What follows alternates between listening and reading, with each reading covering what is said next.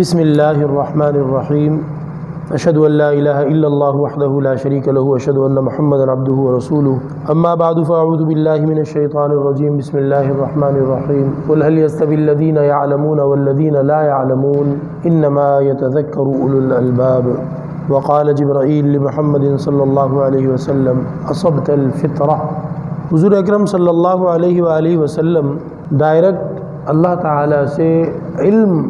حاصل کرنے والے تھے۔ اللہ تعالیٰ اپنے نبیوں کی تربیت فرماتا ہے، لیکن دیگر انبیاء نے ضابطے کی پڑھائی کچھ نہ کچھ کی۔ مثال کے طور پر حضرت موسیٰ علیہ السلام ان کا تو قرآن کریم میں واقعہ آتا ہے کہ وہ پڑھنے کے لیے مجمع البحرین گئے تھے، اور پڑھنے کے لیے جو گئے ہیں اس کی رویداد اللہ جل شانہ نے قرآن پاک میں ذکر کی ہے۔ اس کا واقعہ یہ آتا ہے کہ بنی اسرائیل کے سامنے حضرت موسیٰ علیہ السلام نے کچھ نصیحت کی، وعظ کی، ہدایت کی باتیں کی، لوگوں پر بڑا اثر ہوا۔ تو کسی نے پوچھ لیا کہ اے موسیٰ، اے اللہ کے نبی، کیا آپ سے زیادہ علم والا، آپ سے زیادہ بڑا عالم کوئی دنیا میں موجود ہے؟ یا یوں کہا کہ کوئی موجود ہے؟ اور حضرت موسیٰ علیہ السلام نے جواب دیا کہ نہیں، جس کا حاصل یہ نکلتا تھا کہ سب سے بڑا عالم میں ہوں، سب سے زیادہ علم میرے پاس ہے۔ اور اللہ کے نبی کبھی جان بوجھ کر کبھی بھی بڑا بول نہیں بولتے، اور حضرت موسیٰ علیہ السلام نے یہ جو فرمایا تھا کہ مجھ سے بڑا کوئی بھی عالم نہیں ہے، غلط بھی نہیں تھا، سچ فرمایا تھا۔ اس لیے کہ شریعت ڈائریکٹ اللہ تعالیٰ سے سیکھ کر انسانوں کو دینا اور انسانوں کو سکھانا، اس سے بڑی نالج، اس سے بڑا علم کوئی بھی نہیں ہو سکتا۔ تو حضرت موسیٰ علیہ السلام نے جو فرمایا کہ سب سے بڑا عالم میں ہوں، تو وہ جھوٹ بھی نہیں تھا، لیکن اللہ جل شانہ نے بندوں کو ادب یہ سکھایا ہے کہ کبھی بھی اپنی طرف کسی کامیابی کی، کسی ہنر کی، کسی مہارت کی، کسی بھی خوبی کی نسبت اپنی طرف نہ کریں۔ الحمدللہ الذی بنعمتہ تتم الصالحات۔ سمجھدار بندوں کا وتیرہ اور عادت ان کی یہ ہے کہ جب بھی کوئی کامیابی انہیں ملتی ہے تو وہ کہتے ہیں تمام تعریفیں اس اللہ کے لیے کہ جس کی مہربانی سے کامیابیاں، اچھائیاں، خوبیاں ملتی ہیں۔ تو ہر کامیابی کی نسبت اللہ کی طرف، ہر اچھائی کی نسبت اللہ کی طرف، ہر بڑائی کی نسبت اللہ کی طرف، یہ سمجھدار لوگوں کا گویا شعار ہوتا ہے۔ حضرت موسیٰ علیہ السلام نے سوال پوچھنے والے کے سوال کے انداز میں ہی جواب دے دیا تھا، لیکن اللہ جل شانہ اپنے انبیاء کی، اپنے نیک بندوں کی تربیت کرتے ہیں۔ تو اللہ جل شانہ نے فرمایا کہ کیوں نہیں، تم سے بڑا عالم موجود ہے، تم سے بڑا عالم ہے، اس کے پاس وہ علم ہے جو تمہارے پاس نہیں ہے۔ جاؤ میرا بندہ خضر، اس کو ڈھونڈو، ہمارے ہاں خضر کہہ دیتے ہیں، خضر، اس کو ڈھونڈو جا کر، اور وہ تمہیں ملے گا دو دریاؤں کے اکٹھے ہونے کی جگہ پر۔ اور نشانی یہ ہے کہ ایک مچھلی اپنے ساتھ بھون کے اپنے توشادان میں کھانے کے سامان میں ایک مچھلی بھی رکھو۔ اب وہ مچھلی جو مر چکی، جسے مسالے لگا دیے گئے، جسے بھونا گیا، وہ نشانی ہے، جہاں وہ گم ہو جائے تم سے سمجھو وہیں وہ بندہ ملے گا۔ حضرت موسیٰ علیہ السلام جا رہے ہیں، کیوں جا رہے ہیں؟ علم حاصل کرنے جا رہے ہیں۔ ساتھ میں ان کا ایک مرید ہے، ایک شاگرد ہے، یوشع ابن نون، بعض روایتوں میں آتا ہے، اور انہوں نے بہت طویل سفر کیا، اور ایک جگہ جا کر دوپہر کو تھک کے سوئے تو شاگرد نے دیکھا کہ وہ مچھلی جس کسی ٹوکری یا تھیلے میں تھی، وہ وہاں سے تڑپتے ہوئے نکلی، اور اسی طرح اچھلتے ہوئے تڑپتے ہوئے وہ پانی میں چلی گئی، اور پانی میں جانے کے بعد وہ کسی زندہ مچھلی کی طرح پانی میں اپنا راستہ بناتی ہوئی گم ہو گئی۔ اور جہاں سے وہ گئی تھی اندر، وہاں سے اللہ رب العزت نے پانی کا نشان بھی مٹنے نہیں دیا، ورنہ عام طور پہ پانی کا نشان مٹ جاتا ہے۔ پانی میں آپ کوئی چیز پھینکیں یا مگہ بھر کے نکالیں، تو جس لمحے آپ وہ مگہ نکالتے ہیں یا اندر پانی میں کوئی چیز پھینکتے ہیں، تو تب تو آپ بتا سکتے ہیں کہ یہاں وہ چیز گری ہے، لیکن بعد میں پانی سارا مل جاتا ہے آپس میں، اور پھر لیکن یہ اللہ تعالیٰ کی قدرت تھی کہ وہاں پر پانی کا نشان اسی طرح رہا اور وہ ختم نہیں ہوا۔ حضرت موسیٰ علیہ السلام تھکن تھی تو وہ بھی سو گئے، شاگرد بھی یہ منظر دیکھا انہوں نے کہ مچھلی، یہ کہ وہ حیران بھی ہوئے کہ یہ کیا ہوا، یہ تو مری ہوئی مچھلی تھی، لیکن تھکن تھی تو تھکن کی وجہ سے ان کی بھی آنکھ لگ گئی سو۔ اب جب اٹھے تو حضرت موسیٰ علیہ السلام نے فرمایا کہ بھئی چلو آگے چلتے ہیں۔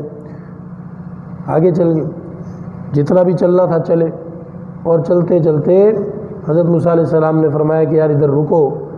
یہ جو اب ہم چلے ہیں سو کر جاگنے کے بعد،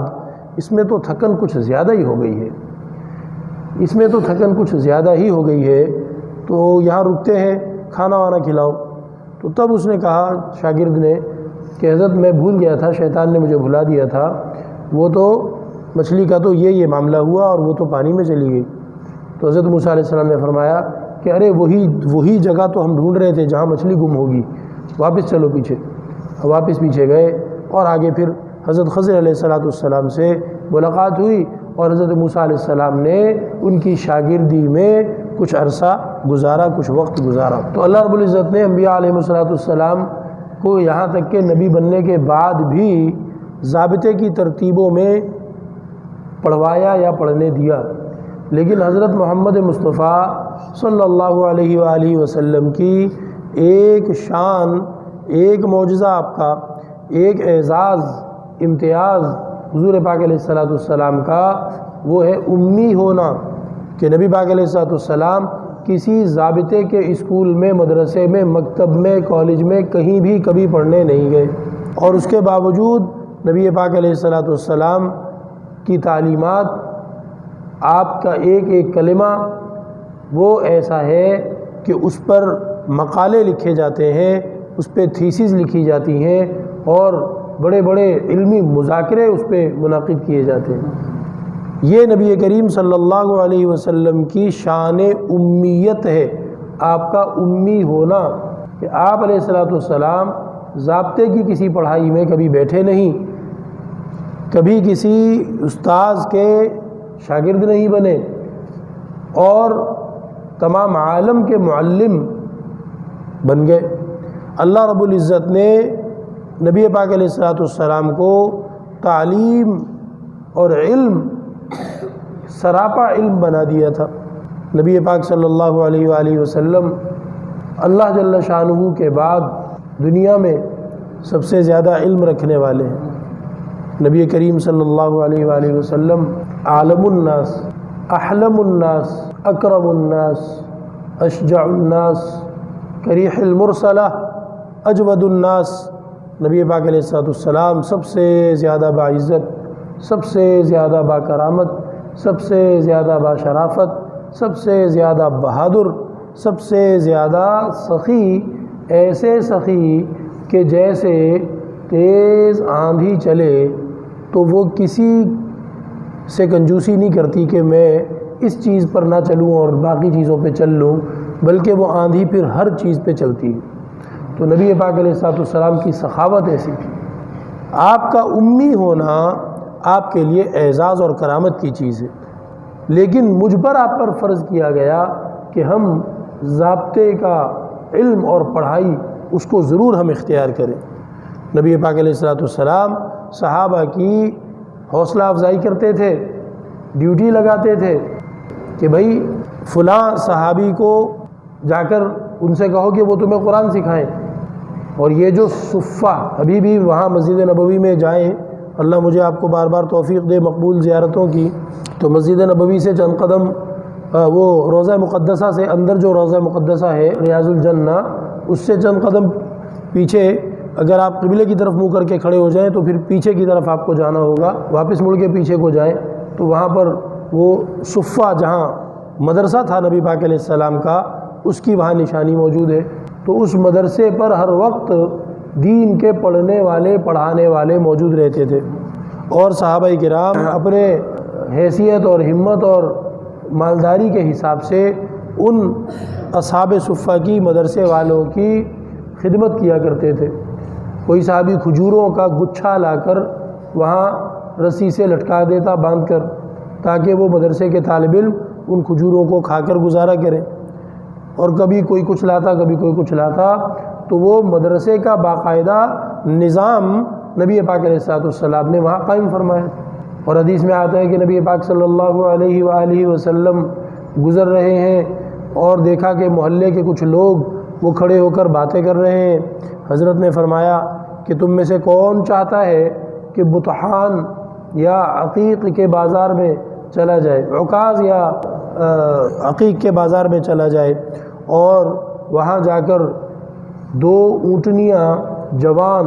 گابھن، صحت مند، اونچے کوہان والی اور ایسی ایسی کوالٹی بتائی کہ وہ اونٹنیاں اس کوالٹی کی بڑی مہنگی ہوتی تھیں بھائی، بہت مہنگی بے تحاشا۔ وہ 2 اونٹنیاں اور ان کے ساتھ کا جوڑی دار نر اونٹ وہ مفت میں لے کر آ جائے، اور مفت میں ایسا لے کر آ جائے کہ نہ تو کسی رشتہ دار کا حق مارنا پڑے جس کو قطع رحمی کہتے ہیں، اور نہ ہی ظلم کرنا پڑے یعنی کسی اجنبی سے چھین کر لانا پڑے۔ تو مفت میں مال ایسا بہت کم ملتا ہے کہ جس پہ نہ تو کسی رشتہ دار کا حق مارا گیا ہو اور نہ ہی کسی پر ظلم کیا ہو، ڈرایا دھمکایا ہو۔ تو ایسا مال مفت میں کم ہی ملتا ہے۔ کبھی کسی کو وراثت میں مل گیا یا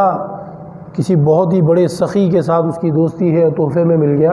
بہرحال مشکل کام ہے۔ تو فرمایا کہ ایسی کوالٹی کی اونٹنیاں اور ان کے نر اونٹ وہ مفت میں لے کر آ جائے۔ تو صحابہ جو وہاں کھڑے باتیں کر رہے تھے، عرض کیا کہ اللہ کے رسول، ہم میں سے ہر کوئی ایسا چاہے گا کہ اسے مفت میں ایسی ایسی عمدہ اونٹنیاں اور اس کا جوڑی دار اونٹ بھی ساتھ مل جائے۔ تو نبی پاک علیہ السلام نے فرمایا کہ اس بازار میں جانا تو مشکل کام ہے، عکاظ بازار میں، اور تو بازار میں جانا تو مشکل کام ہے، وہ ذرا دور تھا اور وہ لگتے بھی خاص تاریخوں پر تھے۔ یہ مسجد قریب ہے، مسجد بالکل پاس ہے، جاؤ مسجد میں جاؤ، جس کو ایک آیت قرآن کی آتی ہے وہ اس کو سکھائے جسے نہیں آتی، جس کو 2 آیتیں آتی ہیں وہ اس کو سکھائے جس کو نہیں آتی۔ تو اگر تم ایسا کرو گے تو جب تم قرآن سیکھو گے سکھاؤ گے تو ہر آیت کے بدلے تمہیں 2 اونٹنیاں اور ان کا جوڑی دار نر اونٹ، وہ اس سے بھی زیادہ یہ آیتوں کا ثواب تمہیں افضل ہوگا، جس کی تشریح یہ کی جا سکتی ہے اور کی جاتی ہے کہ گویا وہ اونٹ، وہ 2 اونٹنیاں اور ان کا جوڑی دار نر وہ تم نے اللہ کے راستے میں صدقہ کر دیے، اور جب صدقہ کر دیے تو اس کا جو ثواب ہے قرآن کی آیت سیکھنے کا ثواب اس سے بھی زیادہ ہے۔ تو نبی پاک علیہ السلام نے علم حاصل کرنے کے لیے شوق دلایا، علم حاصل کرنے کے لیے ترغیب دی، علم حاصل کرنے کی حوصلہ افزائی فرمائی، امت کے فریضوں میں سے بنیادی فریضہ قرار دیا۔ انما بعثت معلما، فرمایا مجھے تو بھیجا ہی گیا ہے استاذ بنا کر، اور اس کے علاوہ کچھ بھی نہیں، استاذ بنا کر بھیجا گیا ہے۔ تو استاذ تبھی استاذ ہوتا ہے کہ جن کے پاس اسے بھیجا گیا وہ علم حاصل کرنے والے بنے۔ جب وہ علم حاصل کرنے والے بنیں گے تو یہ ان کا استاذ بنے گا نا، اگر وہ علم حاصل ہی نہیں کرنا چاہتے تو یہ استاذ کیسے بنے بھائی؟ تو اس لیے امت پر فرض ٹھہرا کہ وہ علم حاصل کرے، اور علم اصل کیا ہے کہ جس سے دنیا اور آخرت کا فائدہ نصیب فائدہ حاصل کرنا سیکھ سکے بندہ، دنیا اور آخرت کے نقصان سے بچنا سیکھ سکے، وہ ہوتا ہے علم۔ اس کے علاوہ جو چیزیں ہیں وہ کاریگری ہے، کاریگری ہے۔ انجینئر صاحب کیا ہے جی؟ انجینئر صاحب ایک کاریگر ہے۔ اسی طریقے پہ منشی صاحب کیا ہے؟ وہ بھی ایک کاریگر ہیں، ان کو چیزوں کا حساب کتاب کرنے کا کام آتا ہے، ٹھیک ہے جی۔ جو بھی دنیا کے شعبے ہیں وہ ہنر ہے، کاریگری ہے کہ ایک آدمی کو ایک کام سیکھ کر وہ اس کو کرتا ہے، اور حلال کمانے کے ذریعے ہیں اور ان پر بھی شاباشی دی گئی ہے، لیکن علم نہیں ہے۔ علم وہ ہے جو آخرت کا فائدہ حاصل کرنا سکھائے، آخرت کے نقصان سے بچنا سکھائے، دنیا کا فائدہ حاصل کرنا سکھائے، دنیا کے نقصان سے بچنا سکھائے۔ بس اب جو علم دونوں جگہوں میں یہ والا فائدہ دے وہ تو علم ہے، اور اس کے علاوہ ٹھیک ہے ہنر ہے، اچھی بات ہے، بیکار ہونے سے بہتر ہے کہ بندہ ہنر مند ہو۔ تو اس لیے نبی کریم صلی اللہ علیہ وسلم کا یہ جو امی ہونے کا اعزاز ہے یہ صرف نبی پاک علیہ السلام کو ہی جچتا ہے، اور ان کے لیے یہ عزت کی چیز ہے کہ ضابطے کی کسی پڑھائی میں لگے بغیر سب سے بڑا علم اللہ نے ان کو عطا فرمایا۔ میں اور آپ اس لفظ کو لے کر اپنے لیے نہیں سوچ سکتے کہ اچھا ٹھیک ہے بھائی، اگر نبی پاک علیہ السلام امی تھے تو پھر میں بھی اپنے نبی کی طرح امی رہتا ہوں۔ نہیں، نبی پاک علیہ السلام امی اس لیے نہیں تھے کہ ان کو آتا نہیں تھا کچھ، امی اس لیے تھے کہ انہوں نے ضابطے کی کوئی پڑھائی کبھی پڑھی نہیں تھی، آتا سب کچھ تھا، اور اللہ رب العزت نے ان کو سکھایا۔ فرمایا ادبنی ربی فاحسن تأدیبی، کہ میری تربیت خود رب نے کی ہے اور بہترین تربیت کی ہے، میری تربیت خود رب نے کی ہے اور بہترین تربیت کی ہے۔ تو نبی کریم صلی اللہ علیہ وسلم نبی امی تھے،